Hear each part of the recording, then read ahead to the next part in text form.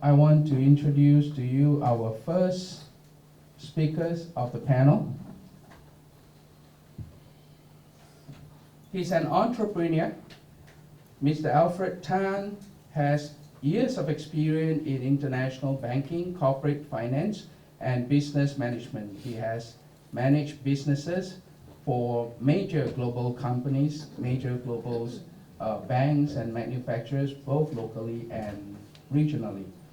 In recent years, Alfred decided to venture out on his own and currently runs a change of growing business. Alfred will be talking to us about the HDB proposal that the government is proposing, which I'm sure all of you know, but more importantly, we want to counter-propose our alternative ideas. Alfred?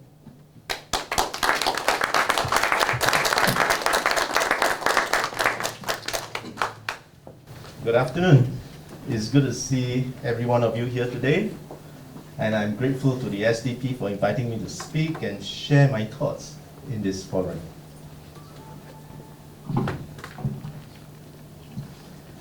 There have been much discussion on HDB flats and leases recently. Even professionals in the trade seem to have varying views and opinions on this uniquely Singaporean phenomenon. What is the nature and essence of ownership? What is the nature of a lease? Who owns the land? Who owns what rights? What exactly is the lease contract that has been signed between HDB and the purchaser? What does the average Singaporean expect of the HDB home they had paid significant sums of money for? From what I have gathered, the HDB purchaser buys a flat with the right to stay, use and enjoy for a period of 99 years. HDB purchasers are able to sell or transfer the time-defined right to another person, subject to HDB's list of conditions and approvals, with the HDB being the lessor or the landlord. As pointed out by professionals in the trade, a significant difference is that HDB lease purchasers do not own a share of the land the flat sits on. No strata title, not a subsidiary proprietor. HDB flat purchasers are lessees of the flat and owners of the underlying 99-year lease. I'm not sure what impressions or messages HDB or the government had given to purchasers in the past on the signing of the contract, but these are the plain facts that HDB purchasers have signed up to. So, what are Singaporeans upset about? What are the authorities upset about? About the meaning and nature of tenancy? About the meaning and implications of the word rent? Or is it about the collapse of the idea and policy propagated more than 20 years ago about that gravity-defying potential that HDB flats can confer upon Singaporeans? More than 2 decades ago, Prime Minister Goh Chok Tong told Singaporeans to believe and support the notion that HDB prices must go up. He said, "It is in your interest to ensure that the value of your flats continue to rise. Every 10% in the value of your flat means an increase of several $1,000s in your wealth," dangling this carrot of a dream to Singaporeans. He introduced the asset enhancement policy to increase prices of HDB flats. Proud of this bountiful building program, the succeeding Prime Minister Lee Hsien Loong at the International Housing Conference, in conjunction of HDB's 50th anniversary in 2010, declared, "But the environment has changed. Singaporeans' aspirations have risen sharply. Finding a roof over our heads is no longer the pressing requirement. The HDB flat is not just a shelter, but also a key investment asset." He went on further to say, "Over the long term, the value of HDB flat depends on the strength of the Singapore economy. Provided Singapore continues to do well, our flats will maintain their value, and Singaporeans can enjoy an appreciating asset. The National Development Minister in 2011, Alfred Tan, said before the elections, "We are proud of the asset enhancement policy. It has given almost all Singaporeans a home of their own that grows in value over time." Think about it. I will only be able to sell my existing flat for a higher price if someone after me will pay that higher price. Who is that next person? It may be your children, your grandchildren, having to pay more for that same flat years down the road. Or it may be you, when you have to buy the next replacement flat that you can stay in. The prices of these subsidized public flats keep going higher simply because the government of the day allows it, so as to keep you thinking, indeed the value is getting higher. And you think you can still afford it after 2, 3, 4 rounds of ever higher trading of that same flat. Worse still, the lease of that flat keep running down. There will be fewer years of the lease left as time goes by. The actual true underlying value will continue to drop, just like a COE as it reaches its 10-year-old expiry mark. Who will be holding that lease at year 98? You? Your children? You think you can quickly find a greater fool who will take it off you and paying you premium at higher than the actual real value of that depreciating lease? But I was told we had an appreciating asset. It is hence bewildering that the government of Singapore has been declaring to its citizens in the past again and again that these HDB lease flats are assets that will go on appreciating. After seeing senseless market speculative activities, the present Minister of National Development had to step up and declare the obvious truth, that these HDB flats will be of zero value to the leaseholders at the end of the term. Lawrence Wong stated that only 4% of HDB flats were redeveloped through SERS since 1995. All the other flats will be returned to HDB when their 99-year lease runs out without any compensation. As the leases run down, especially towards the tail end, the flat prices will come down correspondingly, he said. At the recent National Day rally, the Prime Minister has confirmed that the HDB 99-year leases will be allowed to lapse at the end of their terms, with the flats reverting back to HDB. Confirmed. This will mean then that the value of the leases will be zero at the end of the term. It will also mean that whatever that you had paid through your cash and CPF for the purchases and financing of the HDB flat, you will get nothing back to put back into your CPF to further support your retirement needs. Obviously, these statements hit the HDB market, and buyers start to realize the reality of the truth. What happens to a flat that has decreasing years left? People will obviously not buy them unless the prices truly reflect the depreciating value left on the lease. And that does not mean buyers will buy at the market level. If there were newer choices, why will buyers buy the older ones? Got discount or not? With the fewer years remaining on the lease, potential buyers may not be able to get financing from CPF or the banks. And for obvious reasons, the financiers will ask, what is the worth of these older flats? Can these easily attract future buyers and therefore support the collateral levels that the banks depend on for the mortgage loan? Now, with these limited buyers and financing options, these flats with fewer years left on the lease will naturally depreciate. That is market logic. That is how a normal market will work. It is natural and obvious. Unfortunately, the people of Singapore had been fed with the false hopes that their flats will defy gravity and continue their upward ascent. Can it? Will it? Who will be carrying the baby at year 90 of the lease? People had blindly put faith with the PAP government and now they are in a fix. Can this situation be resolved? Yes, it can. One of the key basic disciplines in problem solving is that of admitting that there is a problem, that there has been a mistake. Only when there is an admission of misjudgment can there be the first step towards a real and meaningful resolution and rectification of the problem.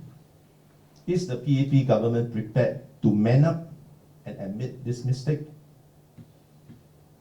At this year's National Day rally, the Prime Minister could only state that they are looking into it and suggested something called a verse and a hit to.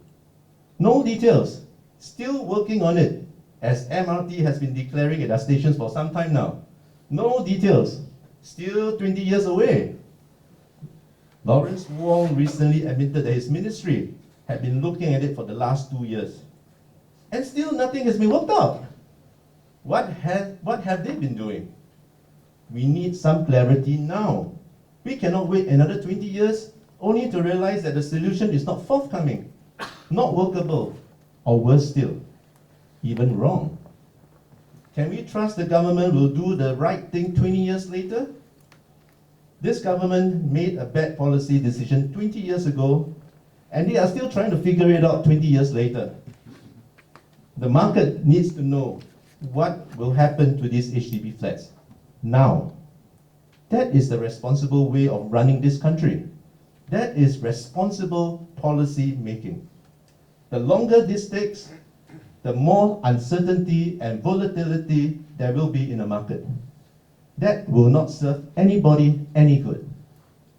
So what can the country do to correct this policy error that was made 20 years ago?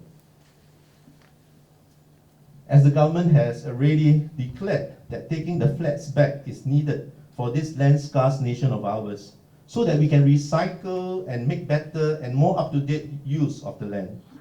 I will say then, why does the government not put all the existing flats onto its SIRS program?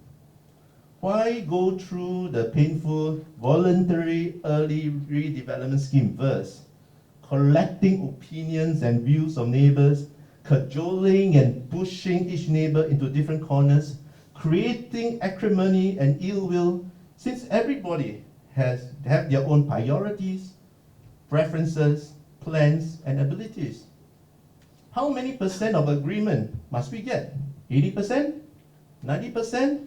A full 100%? At what price will HDB buy them back? Which areas will get versed first? What are the criteria? Oh, I've been staying here for so long. I'm comfortable here. I want to live out my days here. I'm too old to move. I do not want to move. My children are staying nearby. I want to be close to schools around me. Hey, I just bought the flat, and you want me to lose my money so quickly? We see the pain and agony everybody goes through during an en bloc exercise, just so to get the agreed required agreement level. Why do this? Unless the government is of the opinion that verse will unlikely deliver any successful result. Is that the reason why there are no details of the verse? If verse is unlikely to be successful, this will mean then that HDB owners will then have to wait out until the end of the 99 years when they must return the flat to HDB, with no compensation expected. That is the deal of the HDB 99-year lease flat. And why have home improvement program hit 2 at year 60? Does it make sense to put in money only to have the flat torn down when the flats do get burst in the next 10 years? Why not save the money and agony and just search all the flats? Sure, you can vary the terms and conditions of search for different precincts. The expected time the flats in the precincts will be brought back, at which fair formulated price, and at which condition and price formulas for the next relocated flat, etc. This will allow HDB to systematically rejuvenate and recycle the land and relocate the evolving population. This will be transparent and predictable, curbing potential speculative activities in the interim. So, will this be costly to the government? Yes, if we do actually care for our citizens, it will surely cost. But that is the price to pay for a policy mistake that was made 2 decades ago. Admit it, solve it, then we can move on. Alternatively, or in addition to SIRS, HDB can give serious consideration to building and selling new flats with a shorter lease tenure. It has been implemented and worked in a number of countries for some time, and it will be nothing new, and we can better preempt potential issues. This shorter tenure will allow Singapore more levers to recycle the land so as to provide time-relevant accommodations and community spaces for our citizens. How many 50, 60-year-old flats and buildings do you see in Singapore? Are they still relevant and safe? Do they meet future needs and demands? Pipes corroding and jammed, inefficient and unstable power supply, communication and internet technology changing so quickly, leaky windows, warping doors, outdated safety codes. Take the hard decision, bite the bullet, save the money, consider shorter leases. With shorter leases, HDB can better plan the recycling or rejuvenation of old precincts. It need not wait for 99 years later to update an area. Will it be 30, 50, 60 years? I mean, the tenure of the flats could match a natural person's life stage, or maybe 2.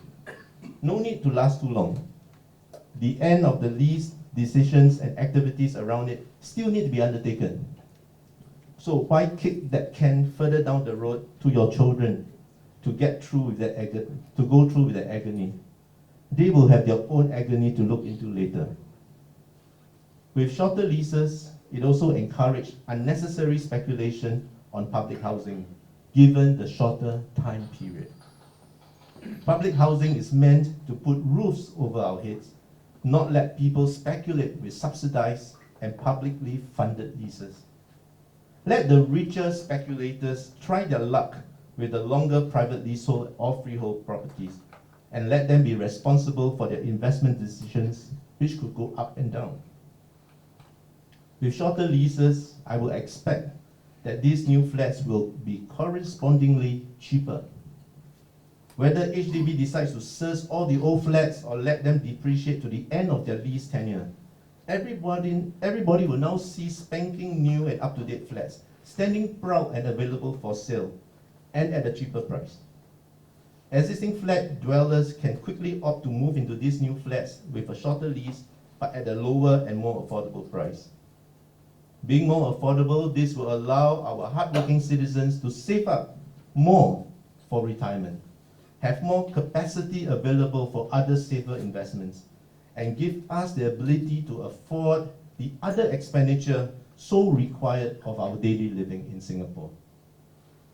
For the majority of hardworking citizens who need a safe and secure roof over the growing family's heads, the shorter but adequate lease tenure will provide that home base that our families can grow up from and support each individual's development and aspiration to greater things.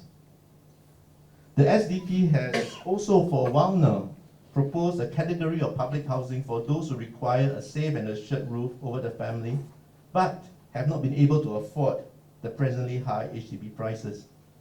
The non-open market scheme, NOMs, the non-open market scheme prices these flats without the land cost. After all, your HDB contract give you no interest on the land. The scheme also dictates that these flats can only be sold back to HDB at a formulated predeterminable price, and hence stop price speculation from the market. The details of the scheme are spelled out in SDP's housing policy paper, and you can obtain it through its website. Of course, there will be a whole range of other existing housing types to suit various appetites and aspirations in Singapore. However, for our nation's basic housing policy, let it not be driven by greed or one that encourages greed. Our nation's basic housing policy should instead honestly seek to provide an affordable, safe and comfortable home for every Singaporean, and one which can also support our people's life aspiration responsibly. Thank you.